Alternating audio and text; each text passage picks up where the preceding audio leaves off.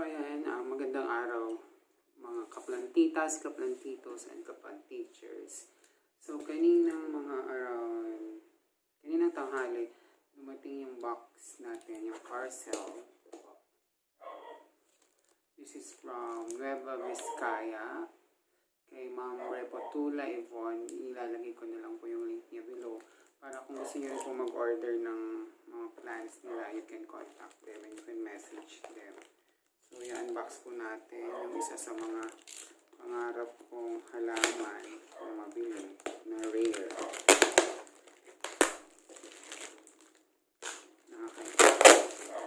Mabilis yung shipping sa LBC kasi malapit lang po sila. So, meron po silang certification mula sa province of Nueva Vizcaya.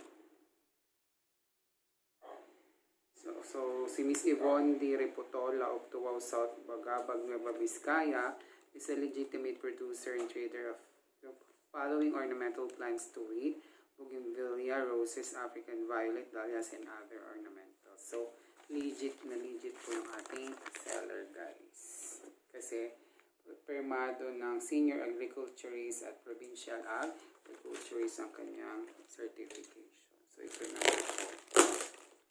So, ano nga ba ang Philodendron BIRKIN? Ito po ay isang rare variety ng Philodendron na napakaganda po ng color. Maganda po kasi foliage siya, ibig sabihin, growth of leaves, tapos maganda yung color niya. So, actually, matagal ko na pong gustong mag-avail nito. Pero, nahanap ko si Mama. Mother plant po yung kinuha kong BIRKINs. Meron pang trivia about sa BIRKINs. Ilalagay ko dyan sa ating video kung ano nga ba yung tungkol sa Philodendron BIRKIN. Tapos ang pag-aalaga nito, guys, madali lang siyang alagaan.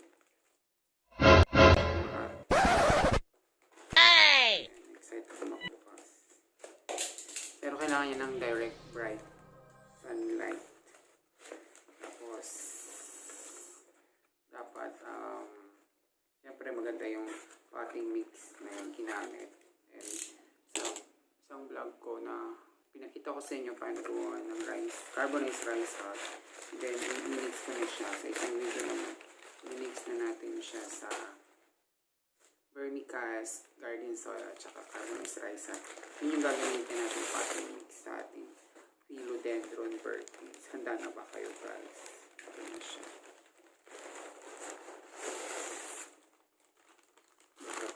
Guys, parang may spray siya. May spray jaryo. Talagang punong-puno ng jaryo yung box po. So, can you imagine gaano siya kahaba? So, ang Philodendron BIRKINs po, lumalaki siya ng 1 feet to 3 feet. Tapos, very noticeable yung leaves niya kasi parang pinaintbrush siya.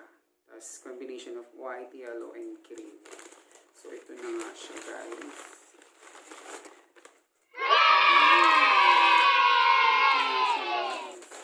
Talagang binigay nila yung mother plant.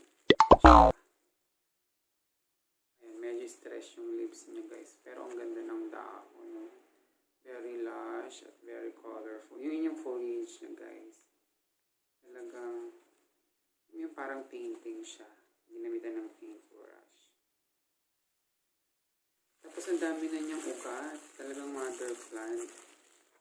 Yun yung sinabi ko kasi pag top cut daw po kasi pangit siya. Hindi na pwedeng kuhanan. Pero kapag mother plant, papakinabangan natin siya, guys. Pwede na tayong mag-cut pero takot pa ako. Meron po siyang coco plate. Tapos ang bala ko nga ibababad ko siya sa may dito sa rapid rooting powder bago ko itanim tomorrow. Ayan, may bago pa siyang leaves, guys. Medyo yupi yung leaves niya pero syempre galing sa biyahe. Hopefully by tomorrow maging okay na siya. Saka may bagong leaves na rin siya, guys. Tingnan yung ganda ng color niya. Oh, ang ganda ng pagka-green.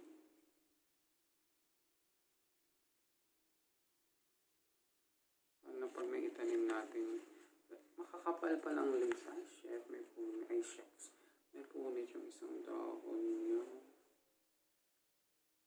Pero yun lang naman. At saka may baby dahon na rin siya na lumalabas. Kita nyo yun. Ayan. Sigit mo na. Okay? Ayan. So, pwede na siyang pan, guys, talaga. Pwede na tayong mag-cut. Ayan.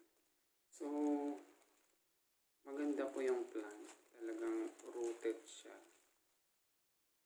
Ayan po. Dami niyang ugat. So, pwede na natin itanim directly sa soil. Sabi nga ni Ma'am Yvonne, pwede na rin siyang tanggalan, pero ayoko muna. Ayoko munang tanggalan ng mga baby. Ikuan muna natin. Establish muna natin siya. Ayan. Bababad ko muna siya, guys. Tapos tomorrow na lang natin siya itatanim. Of course, ito po yung ating solution. Yung merong rapid rooting powder. Bababad ko na lang siya. Para tomorrow, itatanim ko na lang siya. I-update ko kayo tomorrow pag tinanim natin siya.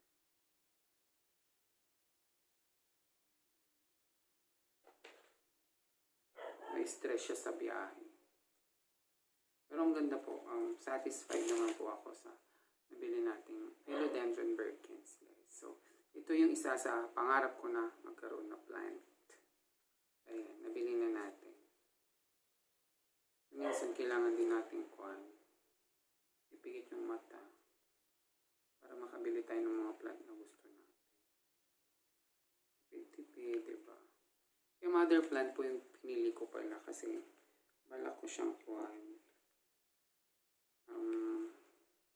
tawag doon, kuhanan din ng mga cuttings at para may pagbili din natin at mabawi natin yung pinuhunan natin. Kasi sa paghahalaman, kailangan mo rin mamuhunan. Hindi yung puro tingin na lang. Kailangan din natin mamuhunan para makapagbenta rin tayo ng mga plants at mabawi yung pinagpili ng plant na ito kahit mahal.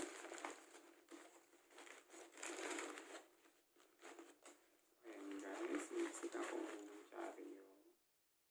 Bukas itatanim na natin to sa paso. Ayan guys, so ang ganda-ganda po ng ating Philodendron BIRKINs. Thumbs up sa iyo, Ma'am Yvonne Ripotola. Ilalagay ko na lang po yung link niya below para kung gusto niyo pong mag-order ng mga Philodendron BIRKINs, makontak niyo po siya. So that's it for today, guys. So sana po nag-enjoy kayo sa ating unboxing ng ating Philodendron BIRKIN. So happy planting and don't forget to like, share, and subscribe my channel, and of course tap the bell na rin po para ma-notify kayo kapag may mga bago tayong i-upload. So good day and again, happy planting!